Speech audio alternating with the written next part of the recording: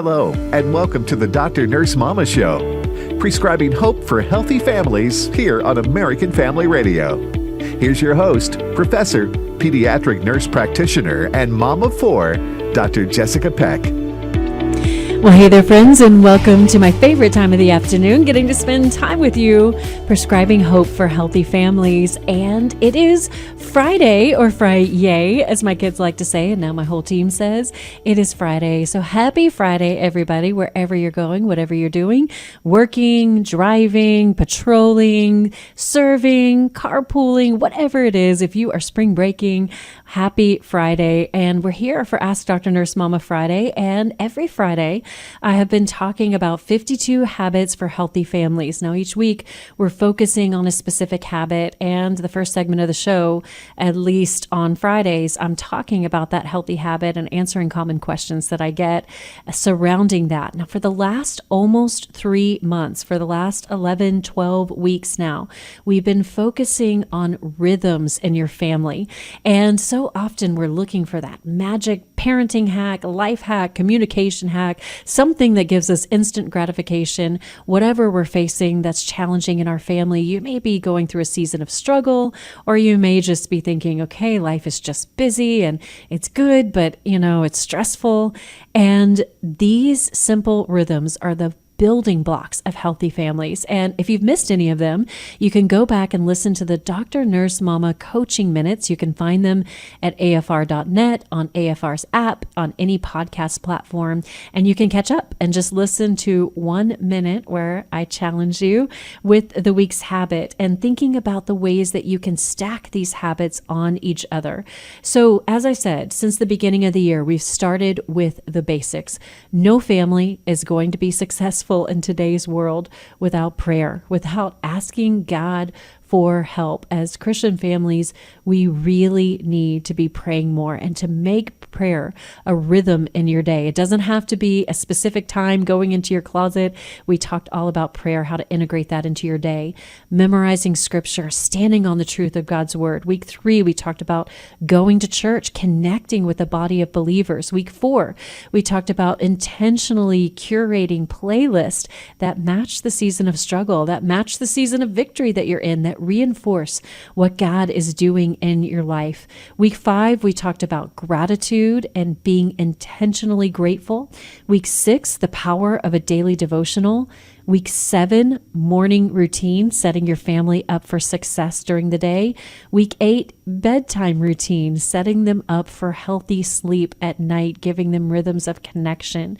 Week 9, we talked all things sleep hygiene because sleep is so connected to our emotional, physical, mental, and spiritual health. Week 10, we talked about family dinners. And last week, we talked about weekly check-ins.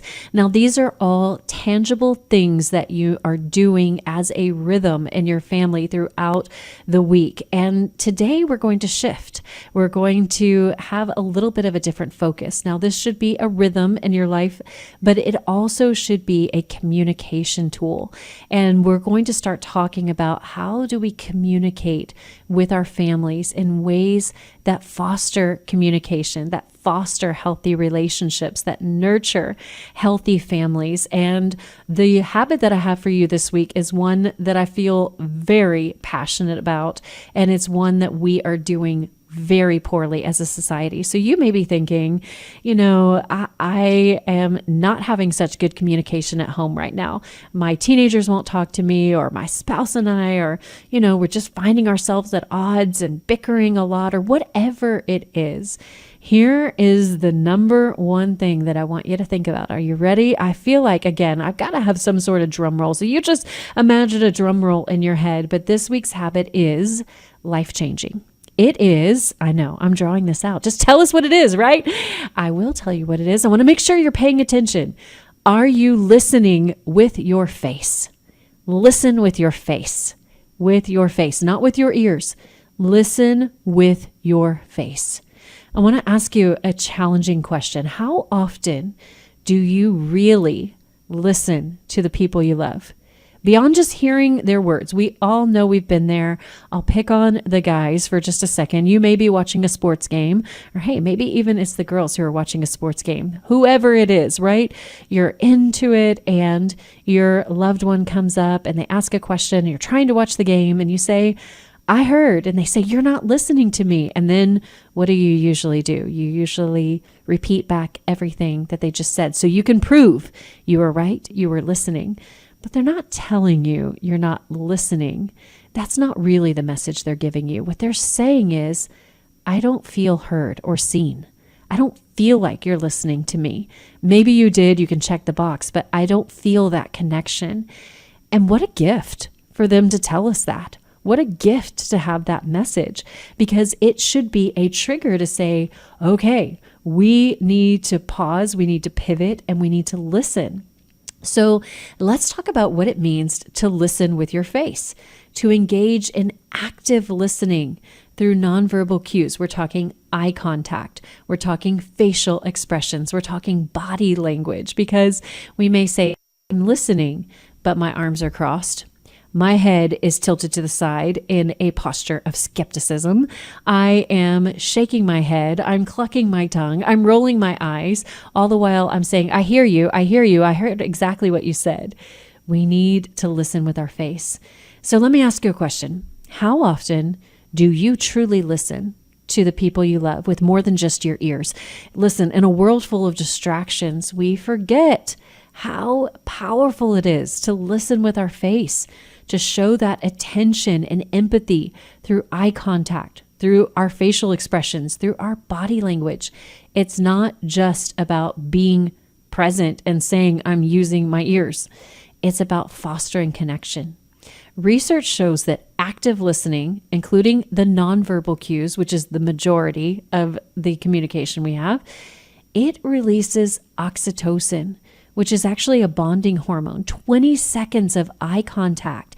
God is so good to have given us a built-in biological advantage. So if you're thinking, I'm not sure how to connect, give them good eye contact and God will help you.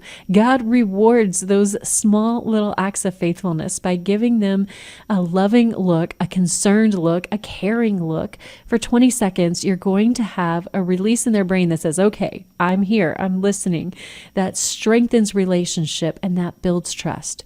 And the verse this week that I am memorizing, I encourage you to memorize too, is James 1:19.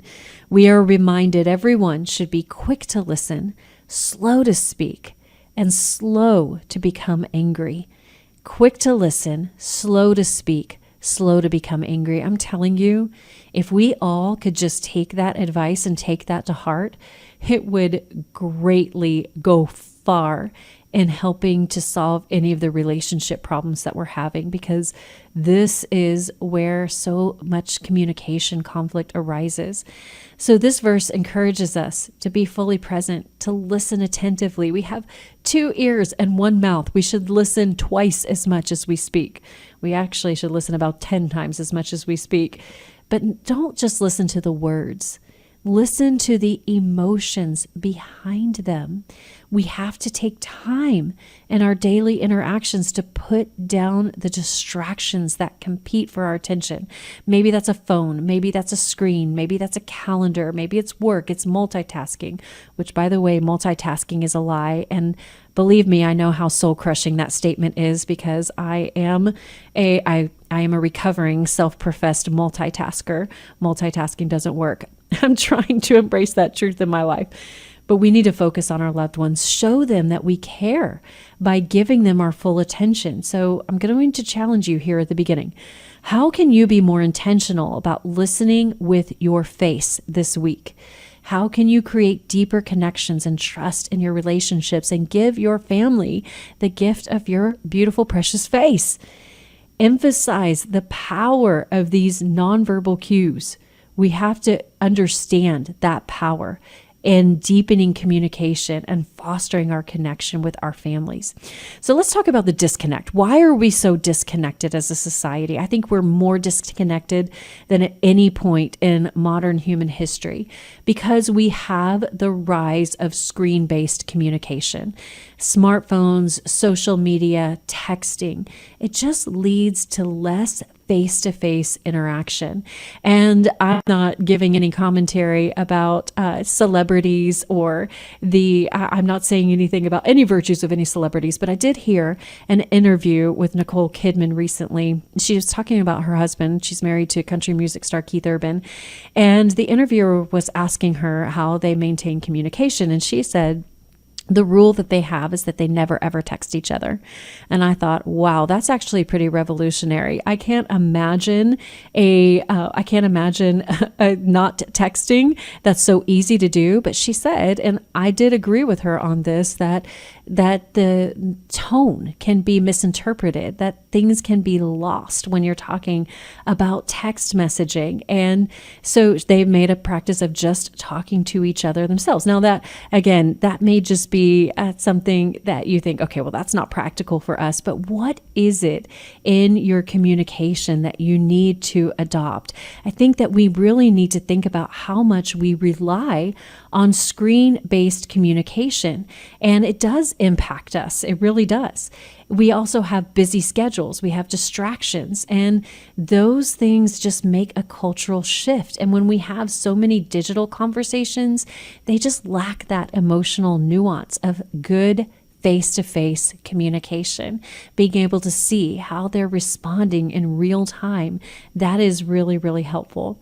And some of those consequences, we feel isolated. We feel emotionally distanced because we're communicating with our face through a screen and not face to face. It makes it harder to read those emotional cues when you're texting, or, sometimes I will text my husband emojis, and anytime I text him an emoji, he will just text me back and say, I don't speak emoji, please use words.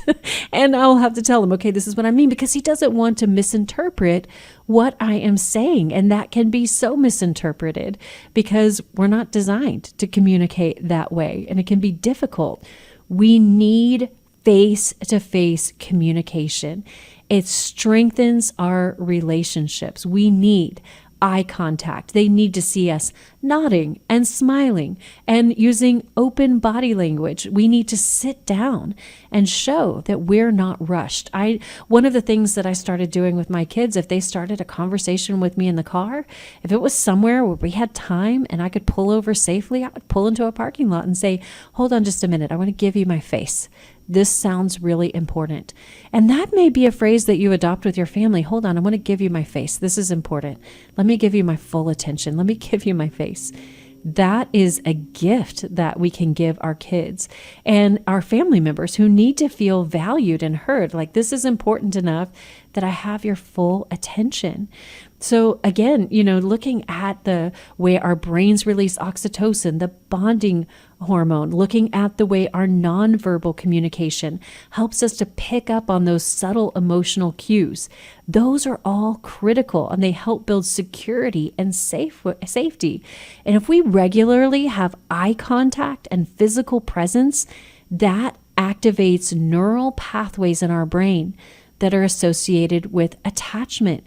It reinforces emotional bonds within our family. In a world full of digital communication, I'm challenging you, I'm urging you, I am pleading with you to prioritize face-to-face interaction where your relationships can thrive. Because again, I get it.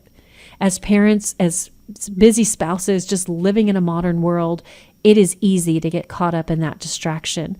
Constant phone alerts. If you look at how many times your phone alerts during the day and you reach for your phone, social media updates, the pressure to stay connected 24/7, even when we're off work, we're not off work, and the hustle of our busy lives, we unintentionally shift our focus away from our families, even when we're physically present. So I want you to ask yourself, are you fully engaged when someone is talking, or is your attention divided by the ping of a new notification? How often are you looking at your screen at the dinner table when someone's trying to share their day? Have you found yourself distracted by your phone when your spouse or your child is speaking It's not that we don't care, but how can we consciously put down our device, be fully present, and listen with our face? When we come back, I'm going to talk to you about two of the biggest challenges to that, and that is nomophobia and phubbing, Phubbing. We'll talk about what is that on the other side of this break. I'll be right back.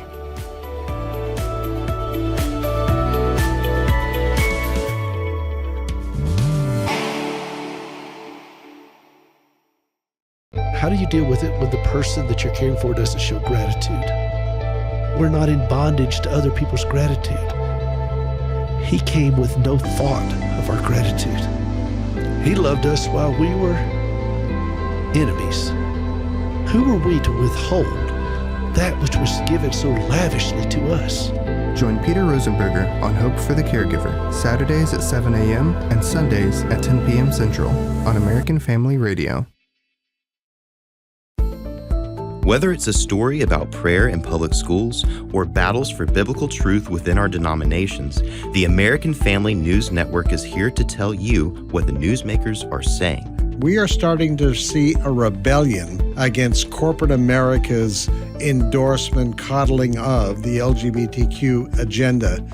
The American Family News Network is comprised of news anchors and editors that team up to bring you news from a Christian perspective. A TRO, for non-legal types out there, is basically just an emergency order that would have allowed Liam to go back to school wearing the t-shirt he wants to wear. And again, that t-shirt says there are two genders.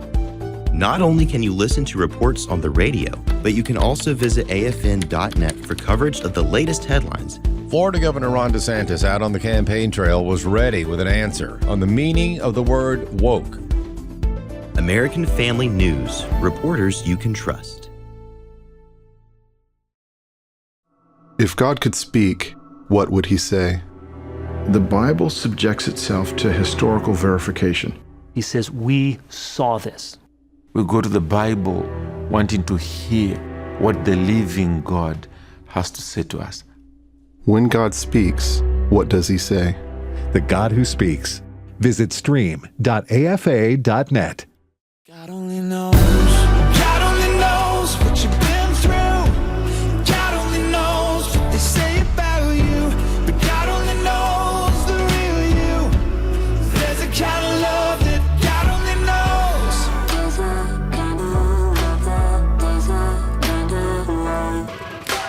Welcome back, friends. That is God Only Knows by For King and Country. And God only knows what you're going through today. I pray that whatever you're going through, that the Lord will be with you and give you strength and give you people in your path who will speak words of life and encouragement to you, because God does know what you're going through. He sees and he cares. And on this Ask Dr. Nurse Mama Friday, I care about equipping you with healthy habits for healthy families. We are going through different habits, 52 habits, one a week, where we're talking about the building blocks of making our families stronger. You know, there are a lot of times where I get questions about the things that are impacting our families these days. There's a lot of fear involved in what's facing our families, what's facing our kids, what's coming to us in culture. And there are things that are definitely scary. And I see a lot of fads and a lot of desire for instant gratification. But I'm just here to tell you, don't let your heart be troubled. Believe in God that he has given you and equipped you with what you need for such a time as this. And one of the things that we need in such a time as this is to listen with our face. It is such a gift that we can give our family. Giving our families our face is a gift.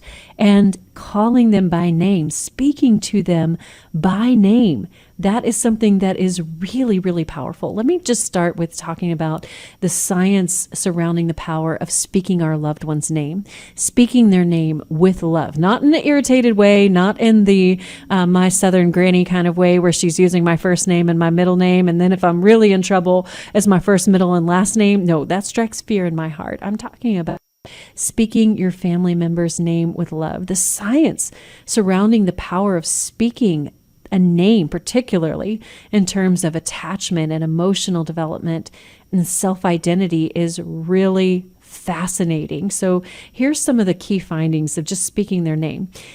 Speaking a name reinforces the parent-child bond, and it strengthens attachment. When you say your loved one's names, it signals recognition and attention and affection. And someone who feels seen and valued is more likely to have trust in that relationship. It also gives them emotional safety and emotional security, which is a really beautiful thing. It also helps us to develop our self-identity. A child hearing their name spoken by their parent is linked to the development of self-awareness and self-identity. That is beautiful. Kids are learning about themselves and their value through their interaction with others, especially their parents. And when we say their name, it evokes a sense of self-worth and identity. Even infants will respond with a smile when we say their name. It's beautiful. Also, research on the brain's response to hearing your name, super interesting.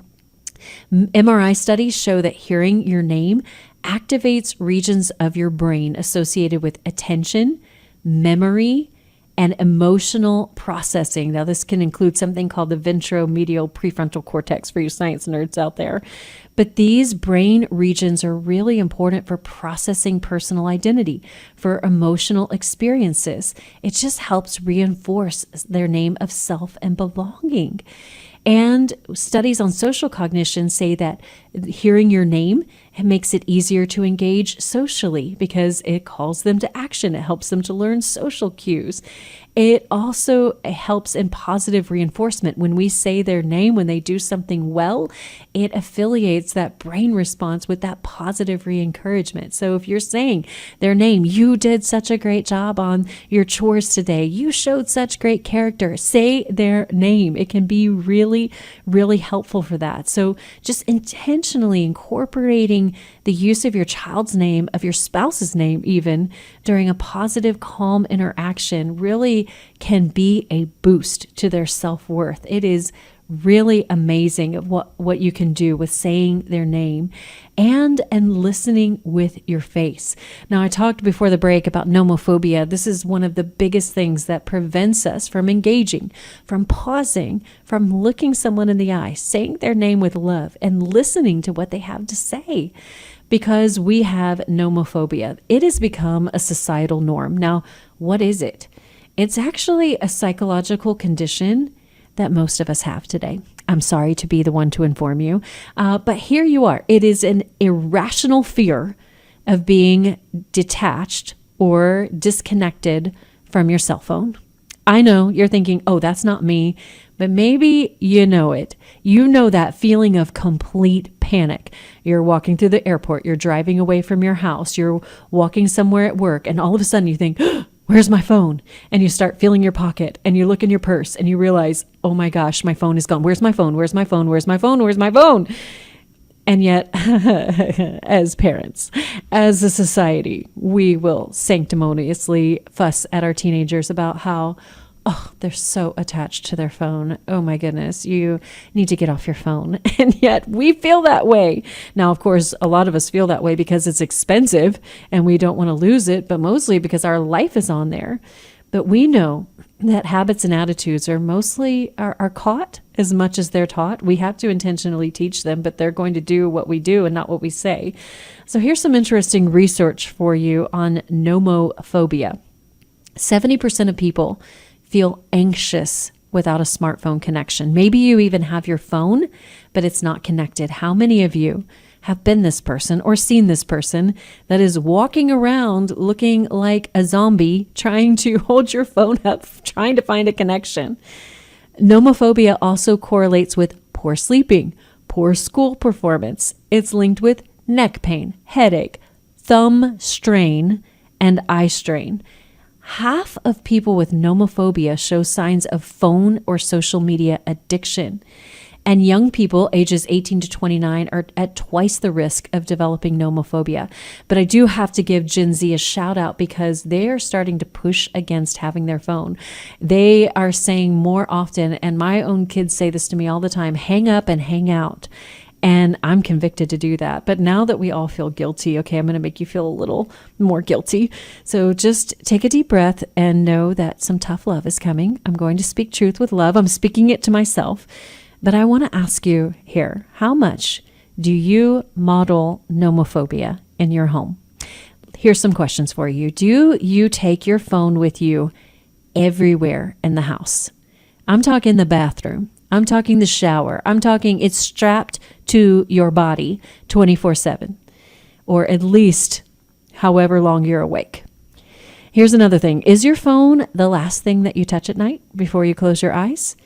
Is your phone the first thing you reach for or touch in the morning? Do you have physical symptoms of anxiety if you are somewhere without your phone? Will you always turn around to go get it if you left it at home? Do you get anxious or panicky when your battery is low? Do you become hyperfixated when you don't have a signal and repeatedly check or move your position till you get one? Do you sit on the floor in an airport just to be close to a charger and not interrupt your phone use? And here's the hardest one. Do you put others' lives at risk to check your phone while you're driving? Ouch! I told you, I did warn you. This is so tough. But before we judge kids in the world today and shame their nomophobia, we really need to take inventory of our own. We have to admit it. We have a problem as a society being overly connected to digital technology. We need to intentionally choose in-person interactions over digital ones. We all do it. How often are you at home and you're texting somebody in the same house? You just don't even get up to go see them and talk to their face. You text them. My husband is very particular about this, especially don't text. Just pick up the phone and call. Just have a conversation. So ask your kids to call you out on it. Really, when you are having those signs of nomophobia, ask them to call you out. They will. Honestly, evaluate your phone use and think, is this a problem for me? Maybe you can intentionally leave your phone for short periods of time in small distances. Have a time where you check it in, a time where you say, between these hours, I am not going to be connected to my phone. Whatever that looks like, setting boundaries, taking breaks, finding balance, that can be difficult. And if you're really brave, what you can do is ask your family, what do you see about my phone use that frustrates you? What do you see about my phone use that seems unhealthy? Oh, and then put on your tough suit, because they will tell you. Kids are remarkably honest, especially, and they will tell you. I mean, how many times have you caught yourself scrolling through your phone while your child is telling you something? You know, that's the time that I really noticed this is on social media trends. Actually, there's a whole series of videos where kids imitate their parents scrolling through their phones and not listening to them. And they all laugh about it because it's a shared experience. And that can be really, really difficult. So when we look at that, how often, really look at yourself, how often do you find yourself distracted by your phone when your family needs your attention? Do you notice those moments where you, if you're really honest, you know you're not fully present during that family time? And we see this is expanding significantly in recent years. And what we're talking about is the second phenomenon I want to talk to you about is phubbing. That's Phubbing. It's phone snubbing. That's ignoring someone in favor of your smartphone or your device. It is growing because phones are a ubiquitous part of daily life. Like, they're not going anywhere. And researchers are now exploring how phubbing is affecting individual well-being and relationships. So let me tell you a little bit about phone snubbing. Studies consistently find phubbing leads to decreased relationship satisfaction. They don't like the relationship. It's a constant source of tension and frustration and emotional intimacy. And when one family member feels ignored in favor of a device, it makes them feel neglected and lonely and insecure. Phubbing has also been linked to higher levels of relational conflict. A 2018 study found that frequent smartphone use during interactions increases arguments. It increases dissatisfaction. That is not surprising. It also increases loneliness. And they have higher levels of depression if people feel like they're constantly being phone snubbed. It also negatively impacts self-esteem, especially among kids or adolescents. When they feel ignored, when they feel unimportant, when they feel secondary to your phone, it's telling them what you really value. I know I'm speaking some tough truths. These are things that I struggle with. We are all struggling together, but we've got to be honest about this, because research also shows that children feel less emotionally connected to their parents when we are distracted by devices. And that is impacting communication. It impacts trust. It also shows using smartphones during family time, during meal time, and we're just teaching them those cycles that they are then going to repeat. It increases the risk of addiction, and the constant checking of our phones it's compulsive. It honestly has become compulsive, and it makes it really difficult to disconnect during those face-to-face interactions, because we feel that movement of our hand to, oh, let me just check it. It's just compulsive. We don't wait for anything. If we're waiting for our oil to get changed, we automatically pull out our phone, and we miss the opportunity for so many rich in-person reactions. And workplace studies even show that employees who perceive that their colleagues or their superiors are more on their phones, like during a work meeting, like, okay, I'm guilty of that for sure, they're more likely to report lower trust levels, feeling excluded. And this really comes to do with the neuroscience of distraction, because when we feel snubbed, it affects our ability to focus, and it decreases our ability to be empathetic. That multitasking that I told you is a lie, like checking a phone during a conversation. That is not multitasking. That's rude, okay? It reduces our cognitive processing power, our ability to think, and we're not present emotionally. And we cannot split attention between a person and a phone. We can't. The phone will win every single time. And it disrupts in that way secure attachments. And that is so saddening to me, because we need to be aware of that. We have an emotional impact. We have long-term impacts. We have our family members feeling neglected, lonely, dissatisfied with how much we're on our phone, and not feeling like we're a priority, and damaging emotional bonds and trust. And yet we just say, yeah, we just hold on. We don't want to do that. It might happen at dinner. It might happen during family activities, when you're playing a game or watching a show together, when you're just talking. And there are strategies that you can do it. And we will talk about a lot of those strategies this summer when we go through our tech habits. But some of those are phone-free zones, phone-free times, putting your phone on Do Not Disturb. We'll talk about all of those specifics. But for today, for what I want you to concentrate on, it is just listening with your face. Can you listen with your face? And when we come back, we're going to talk about the way that you can do that. I'm going to give you my 4-step model for listening and communicating with your family members, and ways that you can make that better and have that communication as a healthy habit, because healthy communication is an essential family habit. And that begins with listening. Active listening and engaging. Don't you want to strengthen trust in your family? Don't you want to reduce the misunderstandings? Oh, I misunderstood, because we're distracted and half communicating. Don't you want to feel closer and more connected to your family? Well, you can do that. You can be more intentional and listening with your face. When we come back, I'll give you 4 steps on how to do that. Don't go away. We'll be back with more on this Ask Dr. Nurse Mama. Happy Friday, and talking about listening with your face. It's revolutionary. Try it. I'll see you on the other side of this break.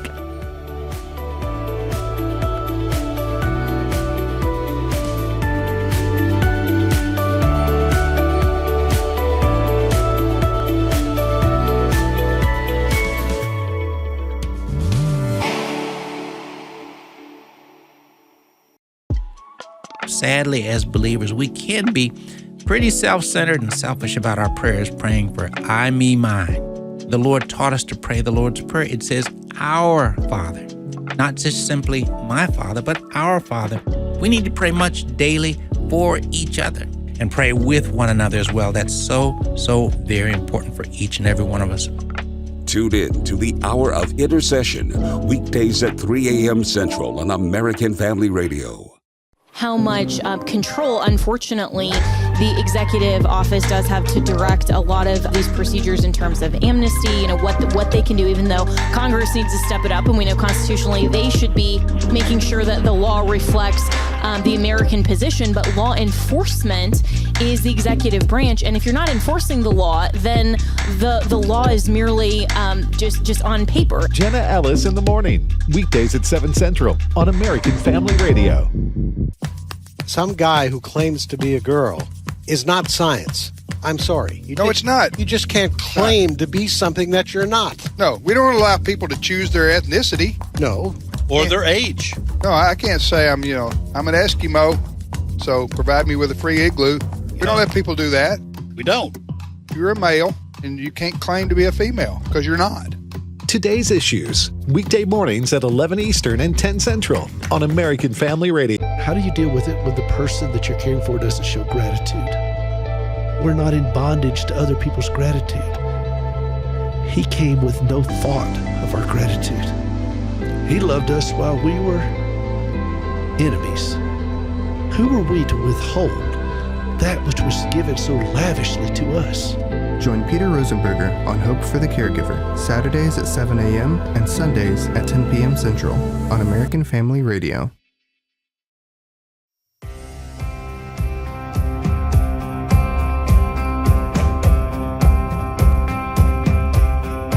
God is fighting for us. God is on our side. He has overcome. Yes, He has overcome. We will not be shaken. We will not be moved. Jesus, you are here. Carrying our burdens, covering our shame. He has overcome. Yes, He has overcome. We will not be shaken. We will not be moved. Jesus, you are here. I will live. I will not die. The resurrection power of Christ alive in me, and I am free in Jesus' name. Welcome back, friends. That song is In Jesus' Name by Darlene Scheck. If you missed Darlene, she was a guest on the show on February 5th. You can go back and catch that replay. And she talked about her new devotional testament, which was really just so encouraging. And that's one of the habits that we've been talking about, is having, cultivating a playlist to go along with your life. Are you feeling defeated? Cultivate a playlist that's about victory. Are you feeling depressed? Cultivate a playlist that's about joy. Surround yourself with messages. And one of the messages that you need to give your family, that your family needs from you so much, is that you love them enough to listen with your face. Here on this Ask Dr. Nurse Mama Friday, we're talking about the healthy habit of listening with your face. I'm dedicating whole time together, the whole show, to this concept, because I feel like this is something that kids want so badly. I've shared this before, but not too long ago, I did a suicide prevention event in a community. I spoke with hundreds of parents and with teenagers. And as the teenagers walked in, I handed each of them a Post-it note, and we had a wall over on the side with the table. And I asked them, what do you want from your parents that you're afraid to ask for? What do you want from your parents, but you're afraid to ask for it? And, the parents were really curious. And I was curious too, to see what it was, what all of the different things might be. But I was really shocked when I saw so many of those Post-it notes. Almost all of them had the same variation of, had a different variation of the same word, one word. And that word was listen. I just wish my parents would listen. Now, a lot of us as parents, we would say, I do listen to my kids. I would die for my kids. I would do anything for my family. But what they're saying is, I don't feel heard. Listening with your face is more than just hearing those words. It's about showing up with your full presence and making that other person feel truly heard and seen and known and loved and understood. I want you to think for a minute how much more meaningful a conversation becomes when someone is actively engaged with you, not just through their words, but through the expression on their face. Maintaining that eye contact, nodding in sympathetic agreement, allowing your emotions to reflect what the other person is saying, it creates such a deep sense of connection. And in this world where distractions are endless, smartphones are buzzing, we are multitasking, the great lie, right? It's easy to half listen. But when we choose to engage fully, we're building trust, we're strengthening our relationships. It's not just about being polite. It's not checking a box. It's about being intentional and showing people they really matter. They really are a priority. I want you to imagine what might change if you go home this week and you make it an intentional practice when your family member is speaking with you to give them the gift of your face, to stop and say, this sounds important. To look at them in the eyes, to pause, to put away the distractions, to listen with intention, to show empathy. You can do that. This is one of the things that really inspired me to write the book that I wrote, Behind Closed Doors, a guide to help parents and teens navigate through life's toughest issues. And the first framework that I put together is actually a form of something I use in clinical practice called motivational interviewing. It's how do I get kids to tell me everything? And they do. Believe me, they do. It's taken me a long time to learn how to do it, but I want to teach you how to do it too. And it's just 4 easy steps. It's LOVE. It's love. It's a way to love your family. And that L, let's start with, break it down. 4 easy steps, LOVE, starting with L. Listen with your face. Again, we often don't listen with our faces. Our faces are in our phones. And if you are saying, I am listening, stop yourself right there and say, okay, I may be listening, but you don't feel heard. And resist the urge to parrot back everything they just told you so that you can prove yourself right. Commit to listening intently. Give your family the gift of your face. Make eye contact. Put your phone down. Make a big dramatic thing of it. Say, hang on, I'm going to go put my phone way over here so that it's not a distraction while we're talking. Let's go on a walk. Let's go sit outside. Let's go somewhere away from the distraction of a screen. I'm going to give you my face. Don't interrupt. Don't roll your eyes. Don't sigh. You don't like it when your kids do that, but we do it to them. Keep a neutral expression no matter what they share, and reflect back what they hear. So let them speak. Give them space to speak as much as you can. Just listen, listen, listen, as hard as it is to do. And then as you're listening, reflect back and say, what I hear you say is, and then say back to them what they say. That makes sure they do feel understood, because so often one of the most common questions I get, no matter where I get, is how do I get my kid to talk to me? How do I get them to open up? This is how. You start with listening. You can't lecture your way to leverage behavioral change. It's not going to work. You can't argue your way into right relationship. Even if they're wrong, listening to their perspective, it lowers their defenses and it helps you to really build that bridge of communication. So L is listen with your face.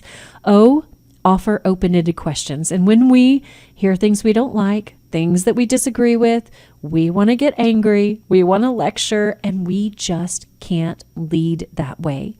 We've got to ask questions. Let the first words out of your mouth be a question. Seek understanding. Gain trust. Don't ask yes or no questions. Don't ask rhetorical questions. Those are the worst. Like, what were you thinking? Or what did you expect me to do? Or, there's no safe answer there. Ask questions. Say, tell me more about this. Tell me more about how that's making you feel. I'm not understanding this part of it. Can you explain it in a different way? Can you say it in a different way? And it's so hard. And you may need to take a break. You may need to say, okay, I need a minute to process that.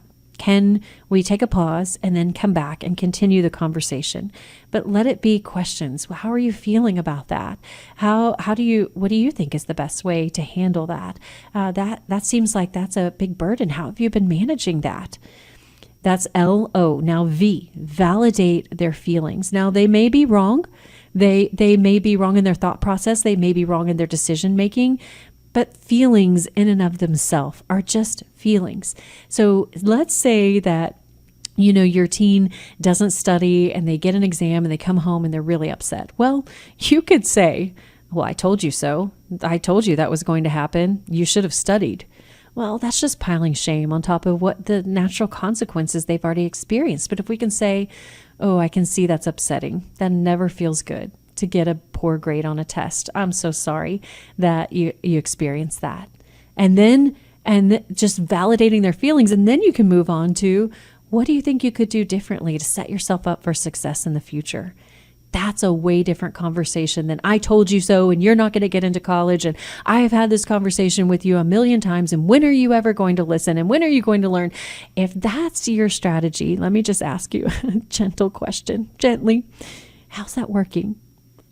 I would guess that's probably not working too well, but we know what they need to do. Sometimes the answer is so obvious to us, but it's not obvious to them. And we've got to validate their feelings in the moment. Like, I'm sorry this is making you sad. I'm sorry that you feel upset. I'm sorry you're frustrated. I'm sorry you're hurt. I'm sorry, or whatever that feeling is. That's really important. Don't sigh when they're talking. Don't fold your arms. Don't tilt your head with a look that says, really? Okay. And then say, I'm listening. I didn't say anything. We really need to have an open expression, a neutral posture, open hands, open eyes, and an open heart. Remember, Jesus had emotions. He got angry. He got scared. He got tired. He got frustrated.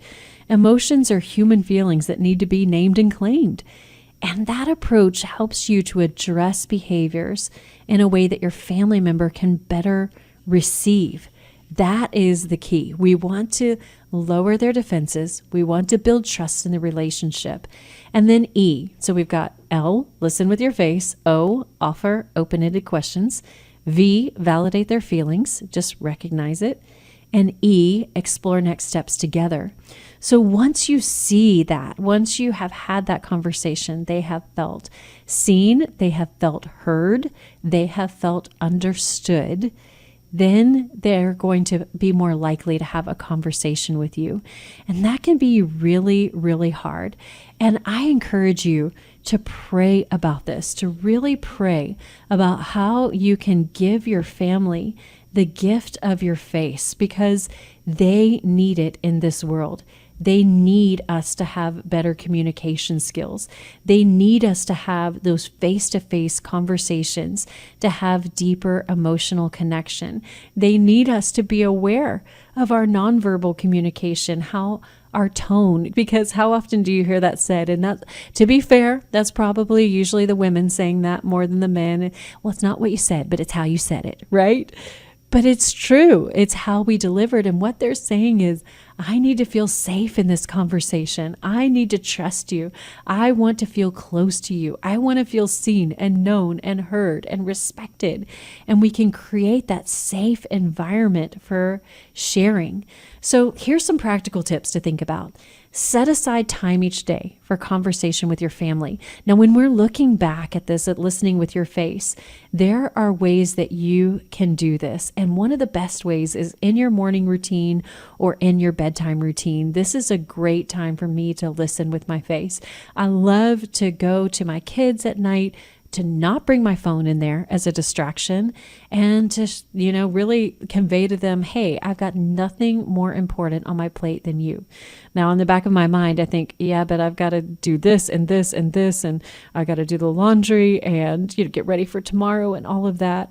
But really communicating to them, there's nothing more important than right now, because otherwise you just have this ongoing conflict that is unresolved. And do you want that? Or do you want it to be better? You choose where you put your effort. You can put your effort into constantly managing conflict and unhealthy communication, or you can put your effort into working on you. Now, A lot of times what I hear is, but this, but my teen is disrespectful, but my spouse doesn't, understand, or but my spouse is wrong about this, or, but this and this and this. Well, you can only change you. And I just encourage you to try it out, to try listening with your face and see where it goes. See what happens. See what kind of change might happen. Maybe that's over your family dinner. We're going to talk about tech habits later on in the summer, but maybe that's your family dinner where you're sitting down, you put your phones away. Some research about phone snubbing or phubbing shows that even the presence of a phone during dinner can actually impact our digestion because it increases stress level. So maybe that's at family dinner. Maybe that's last week where we talked about with weekly check-in. And sometimes it can be hard to have those face-to-face conversations. So start out with some side-by-side conversations. Start out going for a walk or going for a drive and just doing something, serving together. Maybe that's working in the garden. Maybe that is, that would definitely not be me, by the way, because that is not my spiritual gift. But maybe it's fishing or doing something like that. Think about listening with your face. What can you do to reaffirm that importance, that you are the most important person in the world to me? You are the one I want to spend quality time with. What are the nonverbal ways that you can communicate affection and care and support? Recognize when you're distracted by your phone, when you're not listening with your face, and say, hey, I'm sorry. I'm not listening with my face. You deserve my full attention. Let me put this away. If there's something that you really have to do, tell them, this is really important. I need to give you my full face when I'm talking to you about this. Can we set a time in 15 minutes? Let me finish this task, and then I will give you my full attention. That might be helping. But I really want to ask you, are you willing to disconnect from distractions? Are you willing to do that and to connect with your family with your face, to build stronger and more meaningful connections with your loved ones? What changes can you make today to engage in those meaningful conversations, to have that face-to-face communication, making an intentional effort to be fully present? You can do it, and it is one of the greatest gifts that you could give your family in a world that's going by so quickly. Seeing them, knowing them, loving them. And I pray that as you do that, the Lord will bless you and keep you and make his face shine upon you and be gracious to you. And I'll see you again here on Monday. I hope you have a great weekend.